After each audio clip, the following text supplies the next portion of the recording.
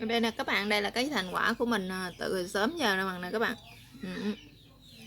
Đây là cái tàu hũ mình kho xả ớt ha.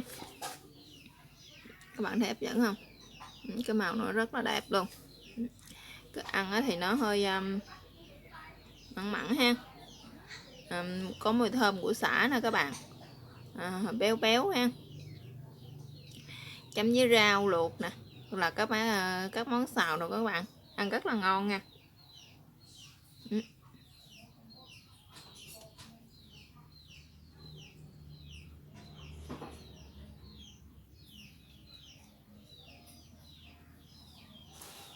Giờ các bạn muốn biết mình làm như thế nào thì mời tất cả các bạn sẽ vô bếp làm cùng mình nha.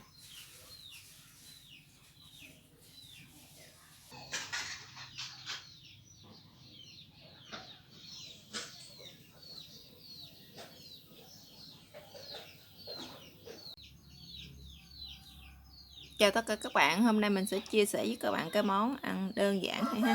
Món là đậu hũ mình kho ớt nha các bạn. Rồi trước tiên thì mình sẽ có đây là 2 miếng đậu hũ trắng nè các bạn. Mình sử dụng đậu hũ vuông ha. Đó. Theo thì mình sẽ có đây là 2 trái ớt và những cái cọng sả nè các bạn. Rồi gia vị đi kèm thì mình sẽ có đây là hạt nêm chay nha. Rồi, đây là đường, đây là bột ngọt,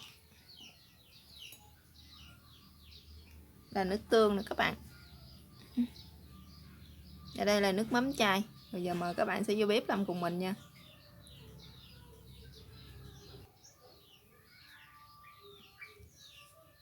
Bây giờ trước tiên thì chúng ta sẽ đi cắt những cái miếng tàu hũ này ra nha các bạn. Các bạn cắt những cái miếng tàu hũ ra nó nhỏ nhỏ như thế này nè. Lát nữa mình kho cho nó dễ ha, mà mình chiên nó cũng dễ luôn các bạn.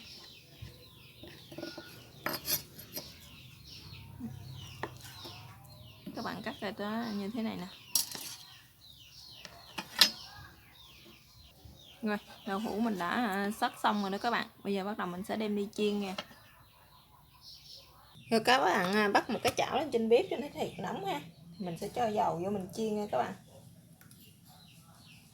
Các bạn cho dầu vô chiên đậu hũ thì các bạn cho hơi nhiều xíu nha, để mình chiên đậu hũ mình cho nó mau vàng đó các bạn.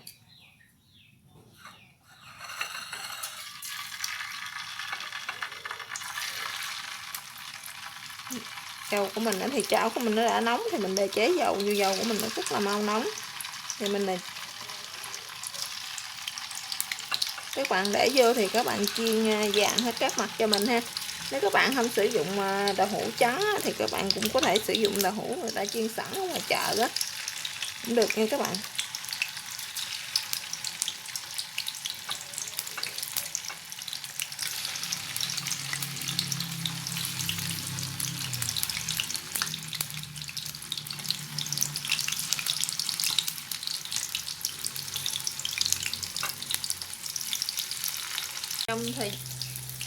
Trong thời gian mà mình chiên đậu hũ thì mình sẽ quay lại mình xắt xả nha các bạn. Những cái cọng xả này của mình thì các bạn xắt nó ra, nhưng mà các bạn đập cho nó hơi mềm đó là cái tinh dầu của xả, nó sẽ thơm hơn nha các bạn. Mà mình xắt nó cũng dễ hơn nữa.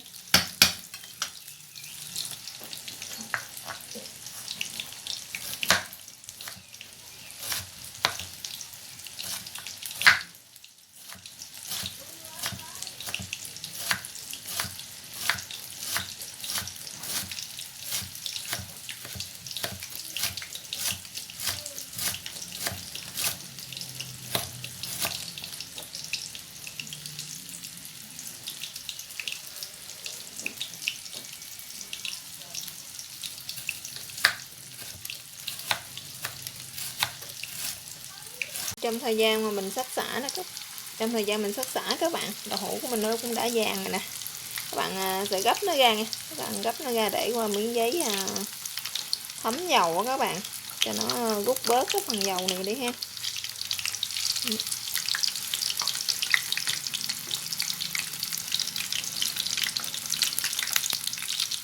Cái nào vàng thì các bạn sẽ gấp hết ra nha.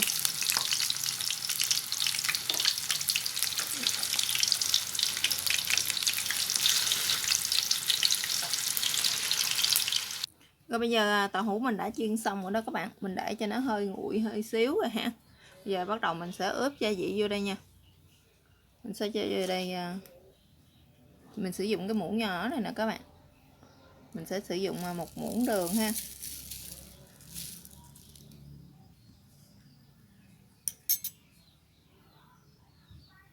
Cái muỗng này thì mình sẽ cho vào đây 1 muỗng cà phê hạt nêm chai ha.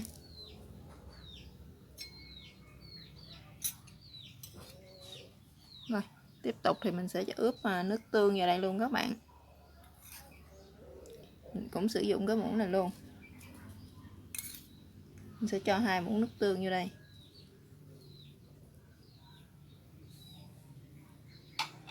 Và các bạn ướp và các bạn trộn đều như thế này ha. Thì các bạn để cho mình khoảng 5 phút hoặc 10 phút nha các bạn.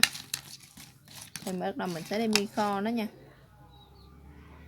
Bây giờ thì xả mình thì cũng đã bằm xong rồi đó các bạn. Bây giờ mình cho nó ra một cái tô hay hoặc là một cái dĩa vậy đó các bạn.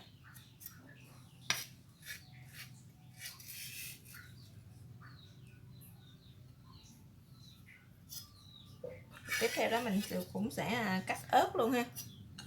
Mình sẽ sử dụng 2 cái trái ớt ha, sừng nhỏ nè.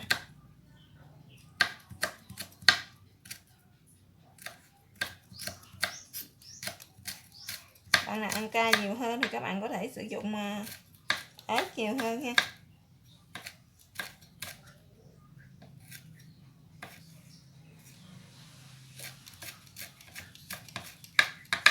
Thì ớt này thì các bạn cũng bằm ra cho mình luôn.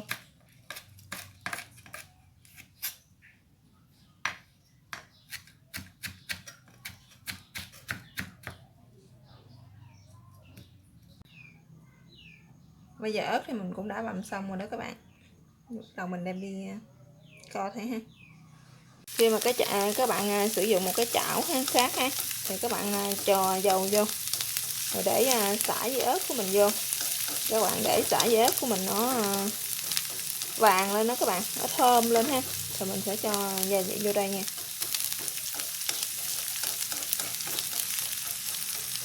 Các bạn nhớ để lửa nhỏ nhỏ thôi, đừng để lửa quá lớn. Nếu các bạn để lửa lớn thì xả của mình nó sẽ dễ bị khét đó các bạn.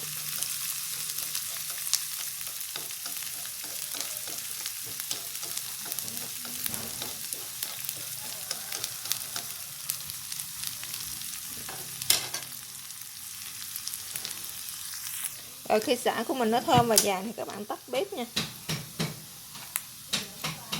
Rồi giờ các bạn sẽ cho vô đây nửa muỗng cà phê hạt nêm ha, 1/3 muỗng cà phê bột ngọt,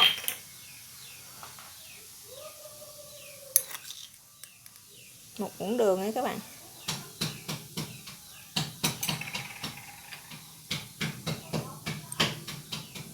nửa muỗng nước mắm chai,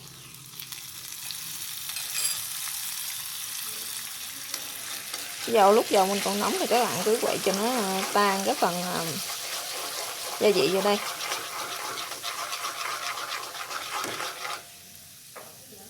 Khi mà cái chảo xả của mình đã xong ha, thì các bạn bắt một cái chảo gác lên, mình sẽ quậy thắng caramel nha các bạn, thắng nước màu á ha.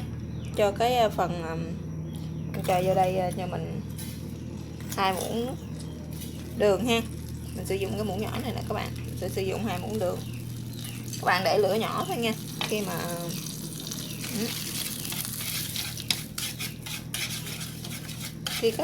các bạn thắng cái này nè, đường của mình nó sẽ chảy ra hết ha, nó sẽ chuyển sang một cái màu vàng vàng cánh gián á các bạn, là được ha.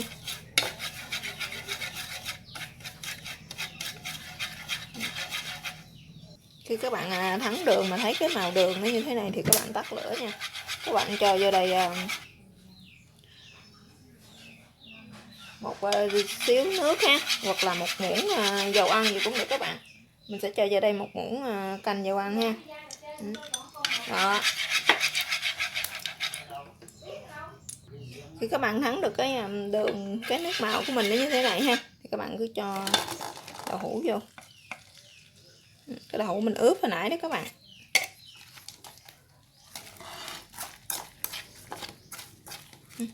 Rồi các bạn bắt đầu bắt bếp lên nha.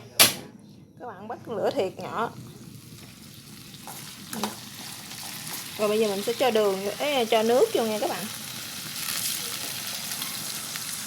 Mình cho khoảng nửa chén nước. Rồi các bạn kho cho cái nước này nè nó sắc lại ha, nó sền sệt lại á các bạn.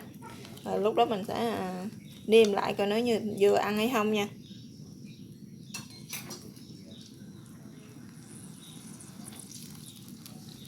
Giờ mình kho nước nó đã cạn bớt rồi đó các bạn. Bây giờ mình sẽ cho cái phần nữa, cái phần sả này của mình vô ha. Các bạn cho sả vô 2/3 đi, còn chưa lại 1/3, lát nữa mình sẽ để lên trên nha. Rồi bây giờ bắt đầu mình sẽ nêm nó lại nha các bạn.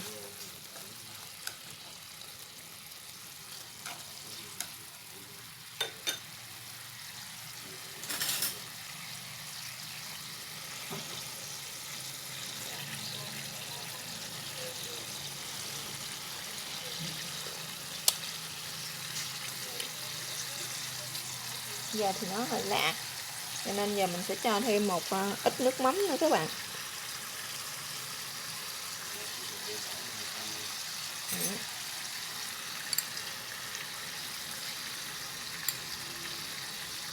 Giờ mình sẽ cho 2 cái muỗng này nè, nước mắm chai vô đây.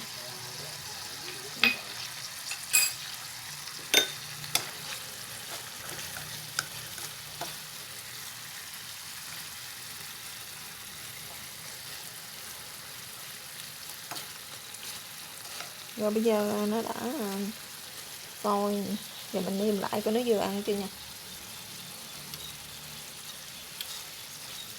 Vậy thì khẩu vị gia đình của mình thì nó đã vừa. Còn khẩu vị gia đình của các bạn như thế nào thì các bạn có thể gia giảm gia vị theo tùy ý của mỗi gia đình nha. Các bạn đẩy nước xem gì là được rồi nè các bạn. Giờ mình sẽ tắt bếp nha. Giờ cái món tàu hũ mình kho xả ớt thì nó đã hoàn thành. Cảm ơn các bạn đã theo dõi video của mình. Chào các bạn và hẹn gặp lại các bạn trong các video tiếp theo ha.